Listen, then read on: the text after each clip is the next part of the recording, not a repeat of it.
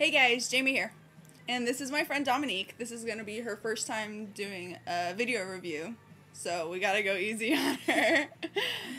Yes, go easy please. And I'm sorry if I start laughing. So, start you. Oh, sorry.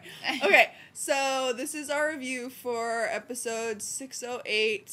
What's the name of the episode? All dogs go to heaven. Mm-hmm. She hasn't even seen the whole series and she's better at this than I am already. Oh, newsflash, just to let you know, if I bash Sam a little bit, it's not my fault.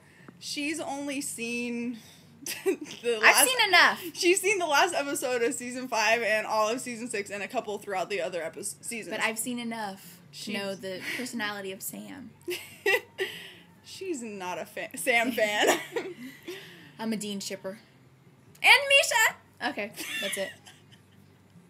I got that out of the way. Alright, let's start. Okay, so we're gonna skip the first part because we don't really care about that. It was gross.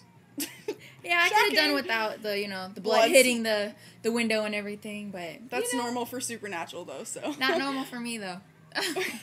So when Sam and Dean are at the little cafe thing eating on the roadside, and Dean is on the phone with Bobby talking about how to get out of the Crowley deal or whatever, and then he suddenly shows up talking about, what are you talking about? You want to get out of my deal. That's kind of scary, He can just be out of anywhere. Listening. I want that power. I wouldn't mind if Misha was doing that to me. But hey. Okay, anyway. I'm totally going to show him this on Twitter now. Okay, Misha, call me. Well, after divorce. Okay. Nice. I'm just saying, future-wise, if ever, you need a shoulder. Right here. Okay, and then so we see Crowley start to...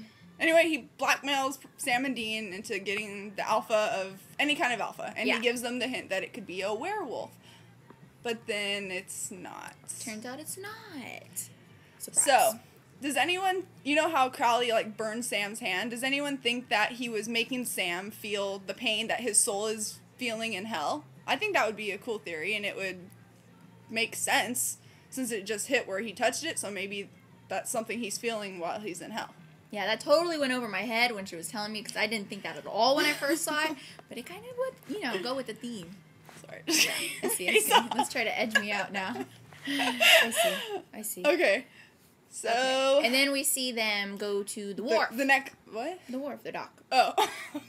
Sorry, I have to do my vocabulary. That went over my head. Okay, so we see Sam and Dean investigating the other murder that happened, and Sam has a very interesting line Jamie would like to repeat for you. No. Because I cannot. Okay. So his weird line about mouth-breathing dick monkeys and Dean's what does that even mean? And then Dean's facial expression after also, he says that, he's the little cop guy. They were like, huh? What is that? Yeah. So. Okay. Another interesting part is when it hits Dean for real, when they're in the little motel, and he realizes, hey, Sam does. See, mouth watering. We already did that. I know, and then this comes up. It comes up. Okay, it's in order. She's just off, and as I was saying, I think it really hits Dean then that Sam doesn't sleep at all, and it creeps him out. Dean says, that's not creepy at all, but really it is. Going back to the whole Twilight episode where Dean talks about that's right, the vampire standing over her, watching her sleep. But you see, Edward's sexy. Sam? No. Anyway. You're going to get a lot of hate for that, girl. You just started a war. Well, I wouldn't mind if I woke up and Dean was staring at me. But then that also kind of rings in Paranormal Activity and the chick standing over you. Let's not go there. Okay. So Sam's RoboCop, apparently, because he doesn't sleep. I'm glad to know he's actually eating, though, because he didn't eat all that much in season 4. He didn't? That's right.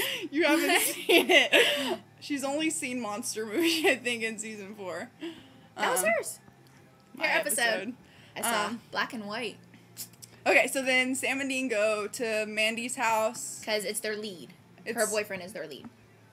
Yeah. They're like their lead sister. And did anyone else notice that the dog didn't growl or bark or anything when Sam and Dean came in, but as soon as her boyfriend walked in... He was all defensive and not happy with it at all. He didn't like Obviously, that's why he's not actually a dog. Shocker. I still didn't know at that time, but... They kept pointing out the dog to me, so I was like, okay, pay attention to the dog. So, I did kind of suspect Mandy at first, I admit. But then, I didn't. Because they made it look like it was her. Yeah. She gets... I don't see, the hidden Once messages. again, Sam is scary when he's interrogating people. He's terrifying, and I would rather face Dean or Misha. Okay? Although Misha does the interrogating, like, that was painful. But he can catch me anytime. Anyway, I'm just saying there's a difference between Sam's interrogation and Dean's way. Dean gets it smoothly. Obviously, she doesn't like Sam. I'm just saying, come on. Would you want to be interrogated by Sam? He's scary. He cuts you to the quick. Okay. So then you see the dog.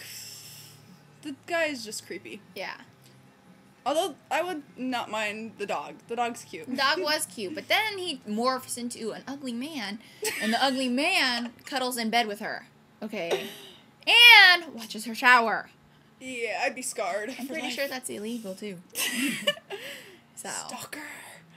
Okay. He doesn't even wipe the blood off when you think about it, because when the dog, she's all on him. So he's all bloody getting into her bed. You better wash her sheets. So later on, when Sam follows the dog after he sees him turn and everything, Sam looks surprised and kind of scared. Yeah. Like he wasn't really expecting it because they thought it was a werewolf. So of course he wouldn't think that it would shift like that. I think he was very surprised. And they hadn't gone against one in a while, so it obviously hadn't even registered that this werewolf, maybe it's a skinwalker. So I think that helped too. And Dean was confused. And Sam should have realized that doggy senses. He should have known that the dog would smell him. He was sniffing, and he saw even him. in human form. Yep. And then he ran. Did anyone think that Sam should have been able to catch that guy on Dude was feet? quick. Because Sam's legs are like 5 miles long, and the other guys weren't. He's short and skinny. But then he changed into a dog. And no chance. Yeah. Dude's got 2 extra legs on Sam. Sam is gigantic, but not enough. And then the dog gets hit by a van. Sad. Oh, yeah. Although, how fast those people were like, let's take him to a vet. They were quick. Yes, I would want to help the dog. But that's a big-ass dog. I would be a little scared. Let's first see if it's defensive after being hit by a van. And then we'll pick him up. Yeah. And then, hey, mister, that's my dog. That was Sam. That's my dog. He could have, thrown a rock at them or something to get their attention so they didn't just take off with his dog. His dog. I liked how he used mister. It was kind of Hey, mister! like a little kid. Okay. So. And I really wanted Dean to call Lisa. It kind of made me sad that he hesitated, but she did kind of bitch him out in last episode. He kind of deserved it, but then again, I would have understood. Although maybe if I had a kid, I would be more defensive, yeah. I wouldn't want my kid being in danger. And no matter how hot the guy is. But anyway, I can see. It's hurting him.